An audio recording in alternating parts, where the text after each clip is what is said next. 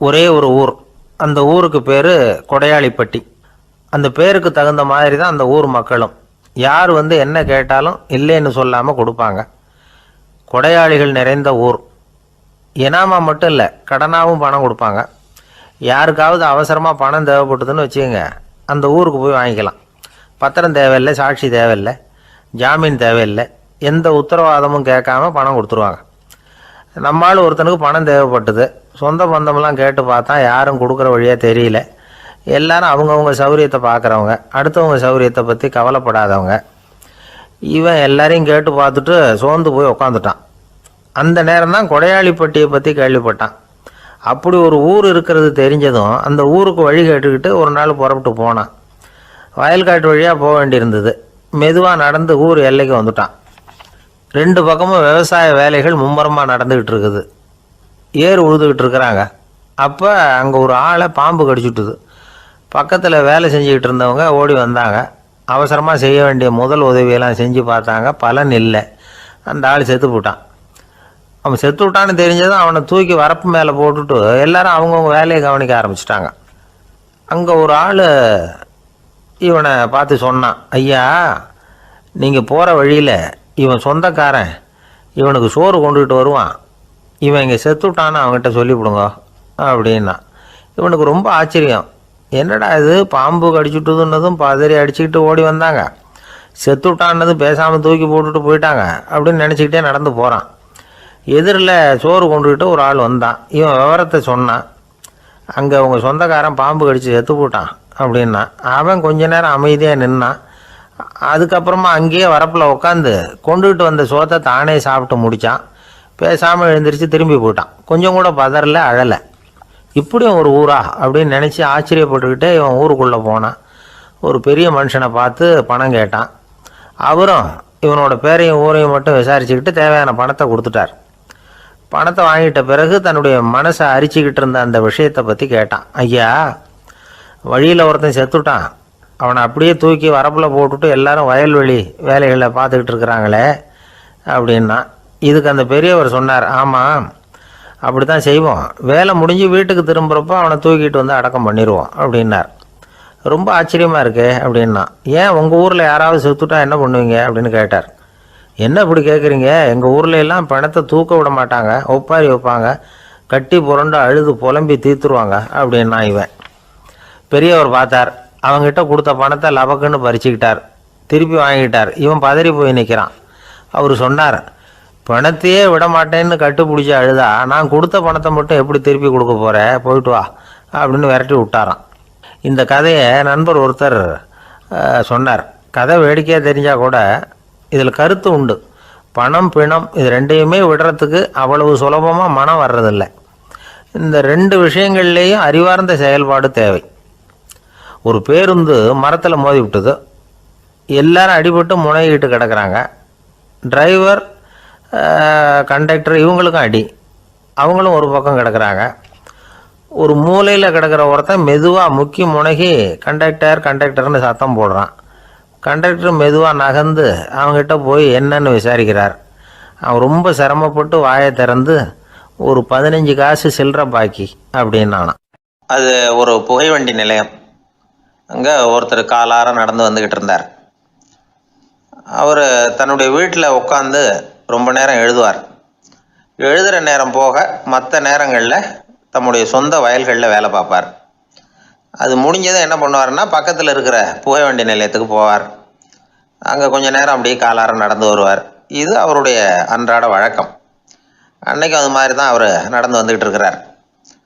அந்த சமயத்தில் அங்கே நடைமேடையில் ஒரு அம்மையார் நின்றுட்டு இருக்கிறாங்க. இவரை கண்டதும் கையை தட்டி கூப்பிட்டாங்க. இங்கே கொஞ்சம் வர முடியுமா அப்படின்னாங்க. இவர் போனார். என்னங்கன்னு விசாரித்தார். அந்த அம்மையார் விவரம் சொன்னார். ஐயா, நானும் என்னுடைய வீட்டுக்காரரும் இங்கே வந்தோம். அதுவும் நிற்கிதே, அந்த ரயிலில் ஏறி ஊருக்கு போகணும். என்னுடைய வீட்டுக்காரரு அதுவும் அந்த உணவு விடுதிக்கு போயிருக்கார், இன்னும் வரல. அவர் வர்றதுக்குள்ளே ரயில் புறப்பட்டுரும் போல இருக்கு. நீங்கள் ஓடி போய் அவரை அழைச்சிக்கிட்டு வர முடியுமா அப்படின்னு கேட்டாங்க. சரின்னார் இவர். உடனே அந்த அம்மா தன்னுடைய கணவர் எப்படி இருப்பார் அப்படிங்கிற அடையாளங்களை கொஞ்சம் சொல்லி அனுப்புனாங்க. போய் தேடிக்கிட்டு இருக்க வேண்டாமேங்கிறதுக்காக. பார்க்குறதுக்கு இப்படி இருப்பார், இந்த மாதிரி ஆடை அணிஞ்சிருப்பார் அப்படின்னு விவரமாக சொன்னாங்க. அதை அவர் கவனமாக கேட்டுக்கிட்டார். நீங்கள் போய் அழைச்சிட்டு வாங்க, வந்த உடனே உங்களுக்கு உண்டான கூலியையும் கையோடு கொடுத்து விட்றேன் அப்படின்னாங்க அந்த அம்மா. இவர் போனார். அந்த அம்மா சொன்ன அடையாளங்களை வச்சு அவர் வீட்டுக்காரரை கையோட கூட்டிகிட்டு வந்துட்டார். கொண்டுட்டு வந்து அந்த அம்மா கிட்ட ஒப்படைச்சார். உடனே அவரும் ஏற்கனவே சொன்ன பிரகாரம் அவருக்கான கூலி பணத்தையும் கொடுத்தாங்க. அவரும் எதுவும் மறுப்பு சொல்லாமல் அதை வாங்கிக்கிட்டார். வாங்கிக்கிட்டு திரும்பினார். அந்த சமயத்தில் எதிரில் வந்த ஒருத்தர் அவர் அடையாளம் கண்டுபிடிச்சிக்கிட்டார். அவங்க 2 பேரும் பேசிக்கிறது இவங்க காதில் விழுந்தது. அப்போ தான் இவங்களுக்கு அது புரிஞ்சுது. இவங்கக்கிட்ட கூலி வாங்கினவர் யாருன்னா அவர் தான் பேரறிஞர் லியோ டால்ஸ்டாய் அப்படிங்கிறது புரிஞ்சுது. அவங்க 2 பேரும் பேசிக்கிறத வச்சு ரஷ்ய நாட்டின் மிகப்பெரிய ஞானி லியோ டால்ஸ்டாய், சோவியத் நாட்டின் ஈடு இணையற்ற இலக்கிய மேதை. இது தெரிஞ்ச உடனே அந்த அம்மா அவர்கிட்ட ஓடினாங்க. ஐயா, உங்களுக்காக நான் கூலி கொடுத்தேன், நான் பெரிய தவறு பண்ணிவிட்டேன் அப்படின்னு சொல்லி வருத்தப்பட்டாங்க. பரவாயில்ல, ஆனால் நீங்கள் எனக்கு கொடுத்த கூலி பணத்தை நான் திருப்பி கொடுக்க மாட்டேன். ஏன் தெரியுமா? அது நான் உழைச்சி பெற்ற தொகை அப்படின்னார். யாருக்குமே அதிக மகிழ்ச்சியை தரக்கூடிய பணம் எதுன்னு கேட்டால் அது அவங்க உழைப்புக்கு ஊதியமாக கிடைக்கிற பணம் தான். நம்ம ஆட்கள் சில பேருக்கு உழைக்காமல் கிடைக்கிற தீய வழியில் வருகிற பணம் கூட மகிழ்ச்சியை கொடுக்கும். ஒரு பெரிய தொழிற்சாலை, அதோட முதலாளி கடுமையான ஒரு கட்டுப்பாடு விதிச்சிருந்தார். அது என்ன கட்டுப்பாடுன்னா, இந்த தொழிற்சாலைக்கு உள்ள யாரும் சிகரெட்டு பிடிக்கக்கூடாது அப்படிங்கிறது தான். ஒரு நாள் இந்த முதலாளி தன்னுடைய தொழிற்சாலையை சுற்றி பார்த்துக்கிட்டு வரார். அப்போது ஒரு இளைஞன் உள்ள சிகரெட்டு பிடிச்சிக்கிட்டு இருந்தான். அதை பார்த்து விடுறார். அவ்வளவுதான், அவருக்கு கோபம் வந்துட்டுது. உடனே உதவியாளரை கூப்பிட்டார். அதோ பாரு, அந்த சிகரெட்டு பிடிச்சிக்கிட்டு இருக்கிறானே, அவன் கணக்கை முடித்து வெளியில் அனுப்பி வச்சிரு அப்படின்னு உத்தரவு போட்டார். அது பிரகாரம் உடனே அவனை அழைச்சிட்டு போய் கணக்கு பார்த்து சம்பள பாக்கி அப்புறம் உதவித்தொகை எல்லாத்தையும் மொத்தமாக கையில் கொடுத்து வெளியில் அனுப்பி வச்சுட்டாங்க. அவன் பணத்தோடு வெளியில் வந்தான். ஏதோ யோசனை பண்ணபடியே நின்றுக்கிட்டு இருந்தான். அவன் என்னப்பா யோசிக்கிற அப்படின்னாரு எதிரில் வந்தவர்.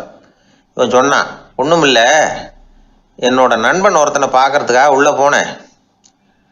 பேர் என்னன்னு கேட்டுவிட்டு ஒரு 50,000 ரூபா பணத்தையும் கொடுத்து வெளியில் அனுப்பி வச்சுட்டாங்க. அதுதான் ஏன்னு புரியல, யோசனை பண்ணிகிட்டு இருக்கிறேன் அப்படின்னு நானாக்குவேன். அதனால் நாம் உழைச்சி சம்பாதிக்கிற பணம் தான் உயர்வு, சும்மா வர்ற பணம்லாம் மகிழ்ச்சியை தராது அப்படிங்கிறத புரிஞ்சுக்கணும். அப்பேற்பட்ட ஞானி ரஷ்ய மேதை அவர் பாருங்க, அந்த பணத்தை வாங்கின பணத்தை திருப்பி கொடுக்க மாட்டேன்னு விட்டார்.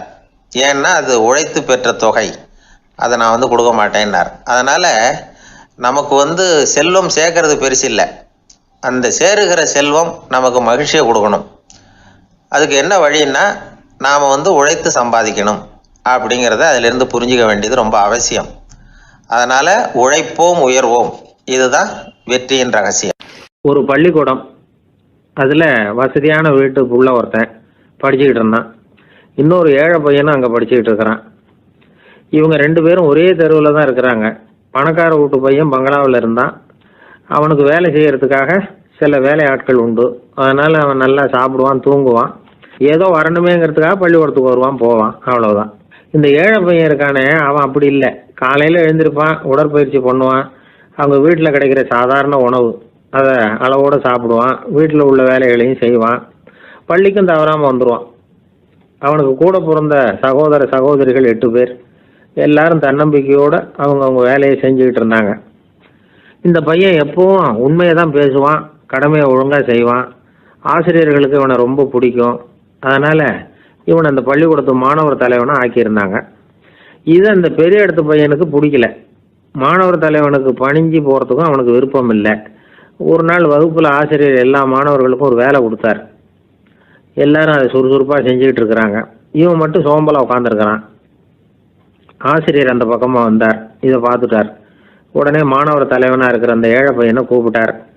இந்த பாருப்பா, ஏன் அந்த பையன் இப்படி சும்மா உட்காந்துருக்கிறான், என்னன்னு விசாரித்து சொல்லு அப்படின்னு சொல்லிவிட்டு உள்ளே போயிட்டார். இவன் மெதுவாக போய் அவங்ககிட்ட விசாரித்தான், ஏன் இப்படி சோர்ந்து போய் உட்காந்துருக்கிற அப்படின்னு. அவன் ரொம்ப அலட்சியமாக அவனை திரும்பி பார்க்குறான். என்னோட சிரமம் உனக்கு என்ன தெரியும்? வீட்டில் என்னுடைய சௌகரியங்களை கவனிக்கிற வேலை ஆட்கள் 2 பேரும் இன்னைக்கு வேலைக்கு வரல. அதனால என்னோட வேலையெல்லாம் நானே கவனிக்கிற மாதிரி ஆயிட்டுது. அதனால சோர்ந்து போட்டேன் அப்படின்னு நான். அப்புறம் கேட்டிருக்கான், அது சரி, உன்னுடைய வீட்டில் உன்னுடைய வேலைக்காரங்க வராத போது நீ எப்படி சமாளிக்கிற அப்படின்னு கிண்டலாக கேட்டிருக்கான். அதாவது இவன் ஏழைங்கிறதையும் இவன் வீட்டில் வேலை செய்யறதுக்கு யாரும் இல்லைங்கிறதையும் இப்படி சொல்லி கிண்டல் பண்ணுறான். இந்த ஏழை பையனுக்கு இது புரிஞ்சுது, மனசு வேதனை போட்டுது. இருந்தாலும் வெளியில் காட்டிக்காமல் சிரிச்சுக்கிட்டே சொன்னானா, எனக்கு அந்த கவலையே கிடையாது, என்னுடைய உதவிக்கு நான் நினைச்ச உடனே என்னுடைய காரியத்தை செய்யறதுக்கு 8 பேர் எப்பவும் தயாரா இருப்பாங்க அப்படின்னு நான். இவன் இப்படி சொன்னதும் அவனுக்கு ஒரு மாதிரி ஆயிட்டுதான். தலையை குனிஞ்சுக்கிட்டே போட்டான். உள்ளே உட்காந்துருந்த ஆசிரியர் காதில் இது விழுந்தது. உடனே இந்த ஏழை பையனை உள்ளே கூப்பிட்டு போனாரு. கேட்டாரு, என்னப்பா அப்படி சொல்ற? இவன் பொய் சொல்ல மாட்டாங்கிறது அவருக்கு தெரியும். அவனை சமாளிக்கிறதுக்காக இப்படி ஒரு பொய்யை சொல்லியிருப்பாங்கிறதையும் அவரால் ஏற்றுக்க முடியல. ஏன்பா நீ நினைக்கிற காரியத்தை செய்ய 8 பேர் தயாரா இருக்கிறதா சொன்னியே, உன்னுடைய சகோதர சகோதரிகளை குறிப்பிட்டு அப்படி சொன்னியா அப்படின்னு கேட்டார். இல்லைங்க ஐயா, நான் அவங்கள குறிப்பிட்டு அப்படி சொல்லலைன்னா. அப்படின்னா பொய் சொன்னியா? இந்த சின்ன விஷயத்துக்கு அப்படி பொய் சொல்லலாமான்னார். ஐயா நான் பொய்யும் சொல்லலைன்னா. இவன் அப்படின்னா நீ சொன்னதுக்கு என்ன அர்த்தம்னார். இப்போ அந்த பையன் சொல்றான், ஐயா நான் நினைக்கிறத செய்து முடிக்க என் கூட இருக்கிற அந்த 8 பேர் யாருன்னா 2 காலு 2 கை வாய் மூக்கு கண்ணு காது ஆக மொத்தம் 8. இவங்க தான் இந்த வேலை ஆட்கள். நான் சொல்றதை செய்யறதுக்கு, நான் சொல்றதை கேட்கறதுக்கும் செய்யறதுக்கும் அவங்க எப்பவும் தயாரா இருக்காங்க. அந்த அளவுக்கு என்னுடைய பயிற்சிகள் பழக்க வழக்கங்கள் மூலமா அவங்கள நல்ல நிலைமையில வச்சிருக்கிறேன் அப்படின்னா. இந்த கதையை சுவாமி சின்மயானந்தர் சொல்றது வழக்கம். இயற்கை நமக்கு கொடுத்துருக்கிற வேலை ஆட்கள் இந்த 8. இவங்களை நல்ல முறையில் வச்சிருந்து வேலை வாங்க வேண்டியது நம்முடைய கடமை. அந்த கடமையை ஒழுங்காக செஞ்சுக்கிட்டு வந்தால் வாழ்க்கையில் வெற்றி நிச்சயம், இல்லைன்னா குழப்பம்தான். புத்தி சரியா இல்லைன்னா இந்த வேலையாட்கள் நாம் சொல்கிறத கேட்க மாட்டாங்க. ஒருத்தன் குடி போதையில் தள்ளாடி தள்ளாடி போய் ஒரு மரத்தில் முட்டிக்கிட்டானான். தலையில் கட்டு போட்டுக்கிட்டு மறுநாள் வந்திருக்கான். ஏன்டா இப்படி பண்ணுறேன்னு கேட்டிருக்காங்க. நான் ஒதுங்கி போன்னு தான் சொன்னேன், அது கேட்கல அப்படின்றான். எது கேட்கல? உன்னோட காலா அப்படின்னு கேட்டிருக்காங்க. இல்லைங்க அந்த மரம் அப்படின்னு நானா. ஒரு ஊரில் ஒரு மன்னர் இருந்தார். ஒரு நாள் அவருடைய அரசவைக்கு ஒரு ஓவியன் வந்தான். அவன் சீனா தேசத்திலிருந்து வந்தவன், தாவோ சிந்தனையாளன். அவன் அங்கே வந்து மன்னர் முன்னாடி நிற்கிறான். யாரும் செய்ய முடியாத ஒரு காரியத்தை என்னால் செய்ய முடியும்னா. இவன் இப்படி சொன்னதை கேட்டதும் ஏற்கனவே அங்கே இருந்த அரசவை ஓவியன் ஒருத்தனுக்கு கோபம் வந்துட்டுது. இதோ பாரு, இப்படிலாம் பேசக்கூடாது, நான் வேணும்னா உன்னுடைய சவாலை ஏற்றுக்கிறேன் அப்படின்னா. நாம் 2 பேரும் ஓவியம் தீட்டுவோம், அதை பார்த்துட்டு நம்ம 2 பேரில் யார் சிறந்த ஓவியன் அப்படிங்கிறத மன்னரே தீர்மானம் செய்யட்டும், என்ன சொல்கிற அப்படின்னு கேட்டான் அவன். அவனும் சரின்னு ஒத்துக்கிட்டான். போட்டி ஆரம்பமாச்சு. அரசர் அவங்களுக்கு 2 சுவர்களை ஒதுக்கி கொடுத்தார். 6 மாத காலம் அவகாசம் கொடுத்தார். 2 ஓவியர்களும் அவங்கவுங்க வேலையை ஆரம்பித்தாங்க. இரவு பகலாக வேலை செய்ய ஆரம்பிச்சுட்டாங்க. 6 மாதம் முடிஞ்சது. அரசர் வந்து பார்த்தார். முதல்ல தன்னுடைய அரசவை ஓவியர் தீட்டி இருந்த ஓவியத்தை பார்த்தார். ரொம்ப பிரமாதமாக இருந்தது, பாராட்டினார். இதோ பாரு, உன்னுடைய ஓவியம் அற்புதமாக இருக்குது, உயிரோட்டம் உள்ளதாக இருக்குது, கலையின் உச்சமே இதுதான், இதை விட சிறந்த ஒரு ஓவியத்தை வேற யாராலையும் படைக்க முடியாது அப்படின்னார். அதுக்கப்புறம் அந்த சீன ஓவியன்கிட்ட போனார். எங்கே உன்னுடைய ஓவியம்னு கேட்டார். திரைச்சீலையை விலக்கி விட்டு பாருங்கன்னா. மன்னர் வந்து அந்த திரைச்சீலையை விளக்குனார். உள்ளே வந்து ஓவியம் இருக்க வேண்டிய இடம் கண்ணாடி மாதிரி தெரிஞ்சுது. அவன் அந்த 6 மாத காலமாக அந்த சுவரை வந்து தேய்ச்சி தேய்ச்சி கண்ணாடி மாதிரி ஆக்கி வச்சிருக்கிறான். அதுக்கு நேராக எதிர் சுவரில் அரசவை ஓவியன் தீட்டின ஓவியம் இருக்குது. அது எதிரில் இருந்த இந்த கண்ணாடியில் பட்டு பிரதிபலிக்குது. மன்னர் யோசனை பண்ண ஆரம்பித்தார். அப்புறம் அந்த சீன ஓவியனை பார்த்து கேட்டார், இதை பாரு, நீ என்னுடைய ஆளை வந்து தோற்கடிச்சுட்ட அப்படிங்கிறதுல சந்தேகம் இல்லை, ஆனாலும் எங்களை ஏமாத்தி இருக்கிற, எந்த ஓவியமும் நீ வரையிலையே அப்படின்னார். அரசே, இதுதான் உண்மையான ஓவியம், உயிருள்ள ஓவியம். இது வந்து மனோபாவங்களை பிரதிபலிக்கும், மாறுகின்ற காலங்களை அப்படியே காட்டும் அப்படின்னா அந்த சீன ஓவியன். கையால் வரைகிற ஓவியங்களில் சலனம் இல்லை, கண்ணாடி அப்படி கிடையாது, சக்தியின் ஓட்டம் அதில் எப்பவும் இருந்துக்கிட்டே இருக்கும். கண்ணாடி மட்டுமே ஜீவன் உள்ள ஓவியமாக இருக்க முடியுங்கிறத அந்த சீன ஓவியன் தெரிஞ்சு வச்சிருந்தான். ஏன்னா அவன் ஒரு தாவோ சிந்தனையாளன். ஒவ்வொரு குழந்தையும் இந்த கண்ணாடியோடு தான் பிறக்குது. ஆனால் நாம் என்ன செய்கிறோம்னா ஓவியங்களை கண்ணாடி மீது பதிப்பிச்சு விடுறோம். கண்ணாடி நம்மளை பிரதிபலிக்குது. நம்முடைய அழகோ அவலட்சணமோ கண்ணாடியை பாதிக்கிறது இல்லை. ஏன்னா அதுக்கு மனம் கிடையாது. கடந்து போன வினாடியை பற்றி அது சிந்திக்கிறது இல்லை. அடுத்த கணத்தை பற்றின எதிர்பார்ப்பும் அதுகிட்ட கிடையாது. அதுதான் பற்றற்ற நிலை. மனிதனுக்கு தேவைப்படுறது அதுதான். கண்ணாடி கிட்டே இருந்து நாம் கற்றுக்கொள்ள வேண்டிய பாடம் இது. வாழ்க்கையில் மனிதர்களை நேசிக்கலாம், உலகின் அழகையெல்லாம் பிரதிபலிக்கலாம், ஆனால் எதையும் பற்றி கொண்டு விடக்கூடாது அப்படிங்கிறது பெரியவர்கள் அறிவுரை. துயரம்ங்கிறது பற்றுக்களின் சாயை. கண்ணாடி முன்னாடி நிற்கிறப்போவெல்லாம் நமக்கு இந்த ஞாபகம் வரணுமா. ஒரு குடும்பத் தலைவர் ஒரு நாள் காலையில் விடிஞ்சு எழுந்திரிச்சதும் சத்தம் போட்டார். யார் இந்த கருங்குரங்கு படத்தை என் ரூமில் கொண்டாந்து மாட்டி வச்சது அப்படின்னு கத்தினார். சமையல் கட்டிலிருந்து மனைவி பதில் சொன்னாங்க. தூக்க கலக்கத்தில் உளராதிங்க, நல்லா பாருங்க, அது படம் கிடையாது, முகம் பார்க்குற கண்ணாடி அப்படின்னாங்க.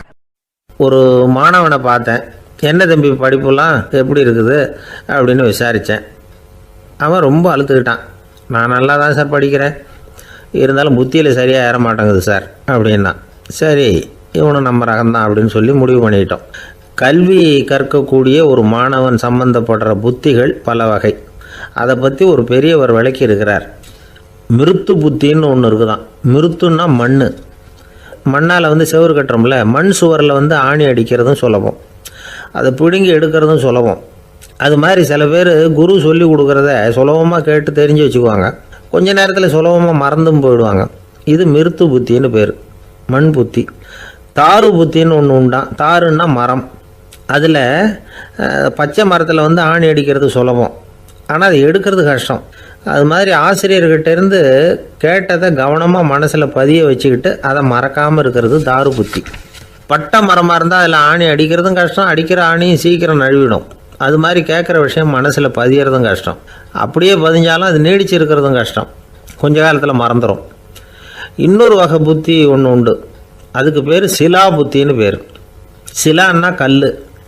ஒரு கருங்கல்லில் 4 துளையை போட்டு ஒரு துளையில் உளியை வச்சு அடித்தா மற்ற துளை வழியாகவும் பிளந்து கல் 2 ஆகிடும். அது மாதிரி சந்தியான இடங்களில் குறிப்பாக ஒரு பொருளை சொன்னால் அதை வச்சுக்கிட்டு மற்றதையும் தெரிஞ்சுக்கிறது, அது சிலா புத்தின்னு பேர். வேணு புத்தின்னா என்ன தெரியுமா? வேணுன்னா மூங்கில். மூங்கில் கணுவில் ஒரு பக்கம் உளியை வச்சு அடித்தா 2 பக்கமும் பிளந்துடும். அது மாதிரி ஒரு செய்தியை கேட்டுக்கிட்டு இருக்கிறப்பவே அதோட முன்பின் தொடர்களையும் தெரிஞ்சுக்கணும், அது வேணு புத்தி. தைல புத்தின்னு ஒன்று உண்டு. தைலம்ங்கிறது எண்ணெய். தண்ணியில் ஒரு துளி எண்ணெயை விட்டால் அது தண்ணி பூரா பரவி போடுதில்ல, அது இப்படி பரவுறது மாதிரி ஆசிரியர் சுருக்கமாக ஒரு கருத்தை சொன்னால் அதை வச்சுக்கிட்டு பூரா விஷயங்களையும் தெரிஞ்சுக்கணும், அது தைல புத்தி. கற்பூர புத்தின்னு ஒன்று கேள்விப்பட்டிருக்கோம். அது எப்படின்னா, கற்பூரம் தீ பட்ட உடனே பிடிச்சிக்கும். ஆசிரியர் சொன்ன உடனே நுண்ணறிவோட பாடங்களை புரிஞ்சுக்கிறது இந்த வகை புத்தி. கரி புத்தின்னு ஒன்று. அது எப்படின்னா, கரியில் நெருப்பை வச்சு விசிறிய பிறகு அதுக்கப்புறம் அது கறி நெருப்பாகும். அது மாதிரி காலம்பரை சாயந்தர வேலைகளில் ஆசிரியர் பாடம் சொல்லி கொடுப்பார், அதை கொண்டு புரிஞ்சுக்கிறது இந்த வகை. கதலித்தண்டு புத்தின்னு ஒன்று சொல்லுவாங்க. கதலிங்கிறது வாழை மரம். வாழைத்தண்டில் தீ வைக்கிறது எவ்வளவு சிரமமோ அவ்வளவு சிரமத்தோடு கல்வி கற்கிறது கதலித்தண்டு புத்தி.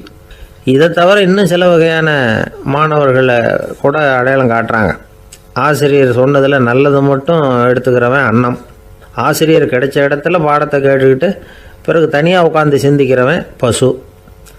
பசுமாடு அப்படி தானே, புல் கண்ட இடத்துல மேயும், அதுக்கப்புறம் நிதானமாக அசை போட்டுக்கும். ஆசிரியர் சொன்னதை தவிர வேறு எதையும் சொல்ல முடியாதவன் கிளி. பல இடங்களில் பாடங்கள் கேட்டு கடைசியில் ஒன்றும் புரியாமல் போகிறவன் ஆடு. ஆடு ஒரு செடியில் வயிறார மேயாது, ஒரே செடியில். இக்கரைக்கு அக்கறை பச்சைன்னா அங்கேயும் இங்கேயும் அலைஞ்சிக்கிட்டே இருக்கும். சில பேருக்கு எருமைன்னு பேர். எருமை எப்படின்னா குளத்து நீரை கலக்கி தான் குடிக்கும். அது மாதிரி ஆசிரியர் மனசை நோக செய்து பயில்கிற மாணவர்கள்லாம் இந்த ரகம். இவ்வளவுலாம் இருந்தாலும் இந்த காலத்து மாணவர்கள்லாம் ஒரு தனி ரகம். ஒரு ஆசிரியர் வகுப்பில் பாடம் நடத்திக்கிட்டு இருந்தார். இலக்கண வகுப்பு. இறந்த காலம், நிகழ்காலம், எதிர்காலம், past tense, present tense, future tense, இதை பற்றிலாம் பாடம் நடத்துகிறார்.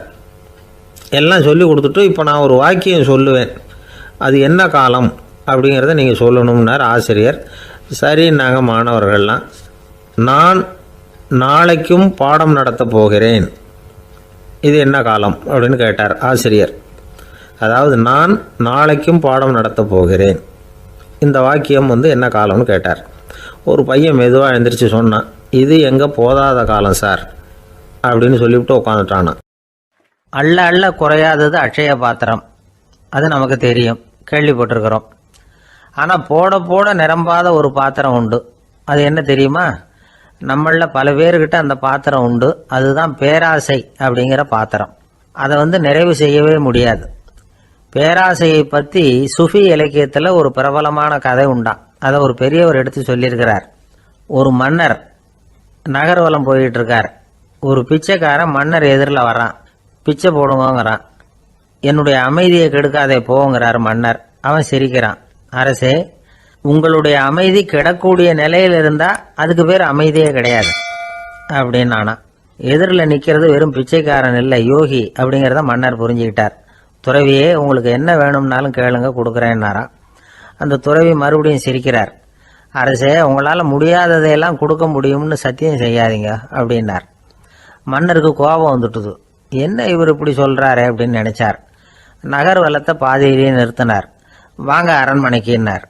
துறவியை அழைச்சிக்கிட்டு அரண்மனைக்கு வந்துட்டார். துறவி தன்கிட்ட இருந்த பிச்சை பாத்திரத்தை நீட்டினார். இது நிறைய எனக்கு பொற்காசுகள் வேணும் அப்படின்னாராம்.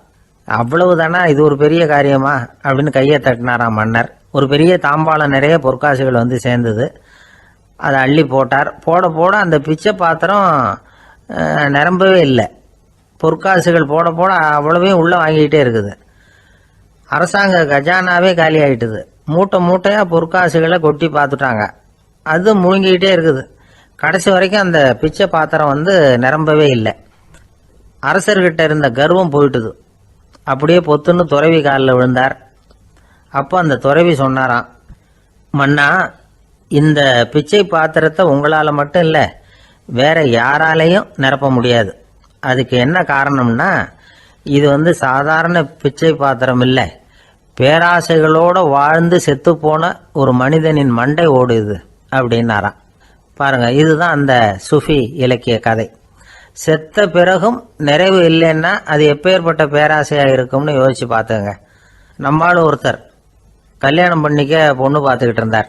அழகு, அறிவு, படிப்பு எதுவும் தேவையில்லை, பணம் மட்டும் இருந்தால் போதும் அப்படின்னு பார்க்குறவங்க கிட்டெல்லாம் சொல்லி வச்சார். ரொம்ப நாளைக்கு அப்புறம் ஒரு பணக்காரர் கிடைச்சார். அவர் சொன்னார், இதை பாருங்க, எனக்கு 20 வயசில் ஒரு மகள், அவளை நீங்கள் கல்யாணம் பண்ணிக்கிட்டா 2 லட்சம் பணம் கொடுப்பேன். 25 வயசில் ஒரு பொண்ணு, அவளை கல்யாணம் பண்ணிக்கிட்டா 2.5 லட்சம் தருவேன். 30 வயசில் ஒரு பொண்ணு இருக்கா, அவளை கல்யாணம் பண்ணிக்கிட்டா 3 லட்சம் தருவேன். என்ன சொல்கிற அப்படின்னாராம். இவன் கொஞ்ச நேரம் யோசிச்சு பார்த்துருக்கான். அதுக்கப்புறம் மெதுவாக அவரை நிமிர்ந்து பார்த்து, ஏன் சார், உங்ககிட்ட 50 வயசில் ஏதாவது பொண்ணு இருக்கா அப்படின்னு கேட்டானா. ரொம்ப பேருக்கு கூட்டத்தில் பேசுறதுன்னா பயம். நமக்கு ஒன்றும் தெரியாதுன்னு மற்றவங்க நினச்சிடக்கூடாதுங்கிற எண்ணம் தான் இதுக்கு காரணம். ரொம்ப முக்கியமான ஒரு கூட்டம்னா பயம் அதிகமாக இருக்கும். முக்கியமானவங்கள்லாம் வருவாங்களே, அவங்களாம் நம்மளை பற்றி மட்டமாக நினச்சிருவாங்களே அப்படிங்கிற பயம் வந்துடும். ஆனால் மேடை பேச்சுங்கிறது அவ்வளவு கடினமான ஒரு காரியம் இல்லைங்கிறாங்க அது சம்பந்தமான நிபுணர்கள். யாரும் பேச்சாளர் ஆகலாம், இது ஒன்றும் பெரிய கிஃப்ட்டு கிடையாது அப்படின்னு அவங்க சொல்கிறாங்க. நீங்கள் ஒரு சிறந்த பேச்சாளர் ஆகணுமா அப்படின்னா அதுக்குன்னு சில ஆலோசனைகளை சொல்லி வச்சுருக்கிறாங்க அனுபவசாலிகள். முதல் ஆலோசனை என்னென்னா, உங்கள் பேச்சு எளிமையாக இருக்கணும். ஏதாவது ஒரு கருத்து அல்லது 2 கருத்து சொன்னால் போதும். 20 அல்லது 30 கருத்துக்களை சொல்லிகிட்டே போகக்கூடாது. ரெண்டாவது ஆலோசனை, நீங்கள் என்ன பேச போகிறீங்கிறது முதல்ல உங்களுக்கு நல்லா புரியணும். அதுக்கப்புறம் தான் அதை அடுத்தவங்களுக்கு புரிய வைக்க முடியும். எப்படி ஆரம்பிக்க போகிறோம், எந்த கருத்தை முக்கியமாக வலியுறுத்த போகிறோம், எப்படி முடிக்க போகிறோம் அப்படிங்கிறத முதல்ல நல்லா சிந்தித்து மனசில் வச்சுக்கணும். கடைசியாக என்ன சொல்கிறீங்களோ அதுதான் கேட்குறவங்க மனசில் நிற்கும். மூணாவது ஆலோசனை என்னென்னா, உங்கள் பேச்சு சுருக்கமாக இருக்கணும். ஒரு 15 நிமிஷம் பேசுகிறது ரொம்ப பொருத்தம். மணிக்கணக்கில் பேசிக்கிட்டு இருக்கிறது நல்லதில்லை. நாலாவது ஆலோசனை, நீங்கள் பேசுகிறது உண்மையாக இருக்கணும். உங்களுக்கு உண்மையான அனுபவங்கள் இருக்கும், அதை சொல்லலாம். உங்களுடைய உண்மையான அனுபவங்களை மற்றவங்களோட பகிர்ந்துக்கணும், அதுதான் முக்கியம்.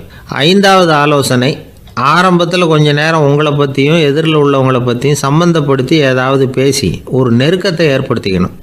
ஒவ்வொருத்தரும் இப்போ இவர் பேச போகிறது நம்ம சம்மந்தப்பட்டது அப்படின்னு நினைக்க ஆரம்பிச்சிருவாங்கல்ல, அதுக்கப்புறம் அவங்க கேட்க தயாராகிட்டாங்கன்னு அர்த்தம். எதிரில் உட்காந்துருக்கிற கூட்டத்திலிருந்து 3 பேரை தேர்ந்தெடுங்க. அதாவது வலது பக்கம் ஒருத்தர், நடுவில் ஒருத்தர், இடது பக்கம் ஒருத்தர். அதாவது உங்களை ரொம்ப கனிவாகவும் ஆர்வமாகவும் பார்க்குறவராக பார்த்து தேர்ந்தெடுத்துங்க. மனசுக்குள்ளே நீங்கள் பேசும்பொழுது என்ன பண்ணணும்னா, இவங்களை நேருக்கு நேராக மாறி மாறி பார்த்துக்கிட்டே பேசுனீங்கன்னா நீங்கள் ஏதோ ஒட்டுமொத்த கூட்டத்தையும் பார்த்து பேசுகிறதாக ஒரு உணர்வு அது ஏற்படுத்திவிடும். 6வது ஆலோசனை என்னென்னா, சொற்பொழிவுன்னா நீங்கள் பேசணும், படிக்கக்கூடாது. எழுதி படிக்கிறது நல்லா இருக்காது. குறிப்புகள் வேணும்னா வச்சுக்கலாம். படிக்கிறது பேப்பர்லேருந்து வர்றது மாதிரி இருக்கும், பேசுகிறது இதயத்திலேருந்து வர்றது மாதிரி இருக்கும். அப்புறம் 7வது ஆலோசனை சொல்கிறாங்க. அது என்னென்னா, மேடையில் ஏறி நின்ன உடனே இயல்பாக மூச்சை இழுத்து விட்டுங்க, இயல்பு நிலைக்கு வாங்க, அதுக்கப்புறம் இயல்பாக பேச ஆரம்பிக்கலாம் அப்படிங்கிறாங்க. இவ்வளவும் பேச்சு கலையில் வல்லுநர்களாக இருக்கிறவங்க சொல்லுகிற ஆலோசனைகள். இதையெல்லாம் கடைபிடிச்சா நமக்கும் அதுக்கும் வெகு தூரம்னு நினச்சிக்கிட்டு இருந்த ஒன்று இப்போ கிட்டத்தில் நெருங்கி வந்துடும். நாம் சொல்கிறபடியெல்லாம் அது கேட்கும். ஒரு பேச்சாளர், அவருக்கு சுருக்கமாகவே பேச தெரியாது. மேடையில் ஏற்றி விட்டுவிட்டா போதும், ஆரம்பிச்சிருவார், நிறுத்த மாட்டார், பேசிக்கிட்டே இருப்பார். ஒரு தடவை அவர் ஒரு கூட்டத்தில் ரொம்ப நேரம் பேசிக்கிட்டே இருக்கிறார். எதிரில் பொறுமை இழந்த ஒருத்தர் தன்னுடைய கை கடிகாரத்தை காட்டினார். அதை கவனித்த பேச்சாளர், மன்னிக்கணும், கை கடிகாரம் நான் கொண்டுகிட்டு வர மறந்துட்டேன், அதுதான் நேரம் போனதே தெரியல அப்படின்னு சொல்லியிருக்கிறார்.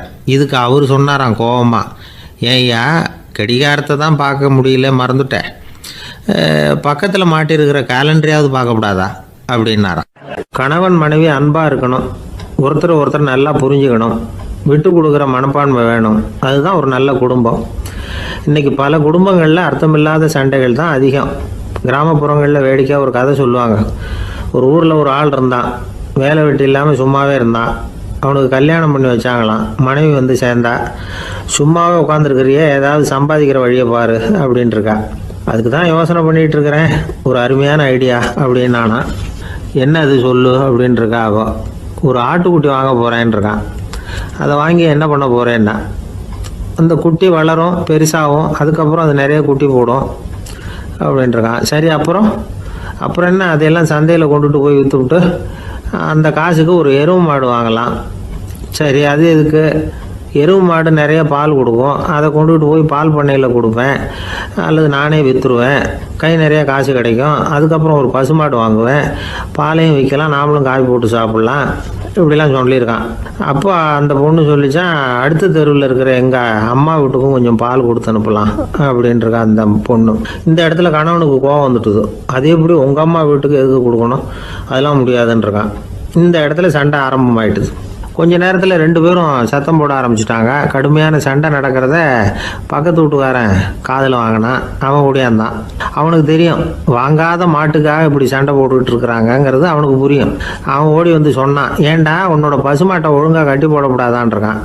என்னடா சொல்கிறேன்னா, இவன் உன் மாடு என் தோட்டத்தில் மேய்ஞ்சுட்டுது, பயிரெலாம் நாசமாயிட்டுது, 10,000 ரூபா அளவுக்கு சேதம், அதை வாங்கிட்டு போகிறதுக்கு தான் வந்தேன், குடுறா 10,000 நானா. இவன் அரண்டு போயிட்டான். அப்புறம் சொன்னான், டே நான் இன்னும் மாடே வாங்கலையே, அதுக்குள்ளே அது எப்படிடா உன் தோட்டத்தில் மேயும், என்னடா உளறேன்ருக்கான். நீ தாண்டா இப்போ உளறிக்கிட்டு இருக்க, மாடே வாங்கலை, அதுக்குள்ளே எப்படிடா உன்னுடைய மனைவி அவங்க அம்மா வீட்டுக்கு பால் கொடுத்து அனுப்ப முடியும் அப்படின்னு அவன் கேட்டானா. நம்மளுக்கு இப்போ தான் புத்தி வந்துதான், அர்த்தமே இல்லாத சண்டை போட்டுக்கிட்டு இருக்கிறோம் அப்படிங்கிறத அவன் புரிஞ்சுக்கிட்டானான். இது நம்ம முன்னோர்கள் சொல்லியிருக்கிற ஒரு கதை. சண்டையில் தான் அர்த்தம் இல்லையே தவிர கதையில் அர்த்தம் உண்டு. அதாவது இல்லாத விஷயங்களுக்காக சண்டை போட்டுக்கிட்டு இல்லறத்தை வீணாக்கிக்கிட்டு இருக்கிற மனிதர்கள் இன்றைக்கு நிறைய பேர் இருக்கிறாங்க. ஒருத்தன் தன்னுடைய மனைவியை பற்றி மாமனார்கிட்ட புகார் சொன்னானா, மாமா உங்கள் பொண்ணு அர்த்தமில்லாத சண்டை போடுறா, எதுக்கு எடுத்தாலும் எடுத்தெறிஞ்சு பேசுகிறா அப்படின்ட்டுருக்கான். நீ எப்படி மாப்பிள்ளை அதை சமாளிக்கிற அப்படின்னு கேட்டிருக்காரு அவர். அவள் எடுத்தெறியறது என் மேலே படாமல் ஒதுங்கி நின்றுக்கிறேன் அப்படின்னு நானா. இவன் தேசத்து மேலேயும் தாய்மொழி பேர்லையும் செலுத்துற அன்புக்கு அபிமானம்னு பேர். தேசாபிமானம்னு சொல்றமே இதுதான். ஒரு கணவன் மனைவி பேர்ல காட்டுற அன்புக்கு காதல்னு பேரு, கடவுள் பேர்ல செலுத்துற அன்புக்கு பக்தின்னு பேரு. இப்படி அன்புல பல ரகம் இருக்கிறப்போ அதுல உள்ள வித்தியாசம் தெரியாம இடம் மாத்தி அன்பு காட்டினா இடைஞ்சல் தான். சரி, இந்த அன்பை பத்தி விஞ்ஞானம் என்ன சொல்லுது தெரியுமா? இதயத்தை பாதுகாக்கிறதுக்கு முக்கியமா தேவைப்படுற ஒண்ணு இந்த அன்புதான்னு சொல்லுது. நெதர்லாந்து விஞ்ஞானிகள் இதை ஆராய்ச்சி பண்ணியே கண்டுபிடிச்சிருக்கிறாங்க. கொஞ்சம் முயல் குட்டிகளை 2 பிரிவா பிரிச்சாங்க. 2 குரூப்புக்கும் கொழுப்பு அதிகமா உள்ள ஆகாரத்தையே கொடுத்துட்டு வந்தாங்க. ஆனா ஒரு குரூப்புக்கு வெறுமன ஆகாரத்தை கொடுத்ததோட சரி, இன்னொரு குரூப் முயல்களுக்கு ஆகாரம் கொடுத்ததோட நிறுத்திக்கல. அதுக்கு முன்னாடி கூண்டுகளை திறந்து விட்டு முயல்களை கொஞ்ச நேரம் எடுத்து கொஞ்சி விட்டு அதுக்கப்புறமா ஆகாரம் கொடுத்தாராம் ஆராய்ச்சியாளர். இந்த குரூப்புக்கு இதய பாதிப்பு 60% குறைச்சலா இருந்துதான். சில நோயாளிகளுக்கு ஹார்ட் அட்டாக் வந்தாலும் அதை தாங்கிக்கிட்டு குணமாகிற சக்தி அதிகமா இருக்குது. இது எப்படின்னு ஆராய்ச்சி பண்ணி பார்த்துருக்கிறாங்க. அவங்க எல்லாம் மனைவி தன் பேர்ல ரொம்ப அன்பா இருக்கிறதாக நினைக்கிறவங்களா இருக்கிறாங்களாம். இதய நோயாளிகள் பல பேரை சந்திச்சு இதய நோய் ஏற்பட என்ன காரணம்னு கேட்டிருக்கிறாங்க. அவங்க சொன்ன காரணம்லாம் சாப்பாடு சம்பந்தமா இல்லையா, மனைவி அன்பா இல்ல, இப்படிப்பட்ட காரணத்தை தான் சொல்றாங்களாம். அதனால இதயத்தை பாதுகாக்கணும்னு நினைக்கிறவங்க அடுத்தவங்க அன்பா இருக்கிறது மாதிரி பாத்துக்குங்க, அதுதான் முக்கியம். ஒருத்தர் முகம் பூரா பிளாஸ்டரி போட்டுட்டு வந்தார். ரொம்ப கோபமா, என்னங்க ஆச்சுன்னு விசாரிச்சேன். எல்லாம் உங்களால தான் சார்னார். விவரமா சொல்லுங்களேன். என்ன, உங்க தகவலை கேட்டுட்டு ஒரு பூனைக்குட்டியை கையில எடுத்தேன், அன்பா அதை தடவி கொடுக்கறதுக்காக. ஆனா அது முந்திக்கிட்டது, அது என் முகத்தை தடவி கொடுத்துட்டுது, முகம் பூரா நகை கீறல், அதுதான் இப்படி அப்படின்னார்.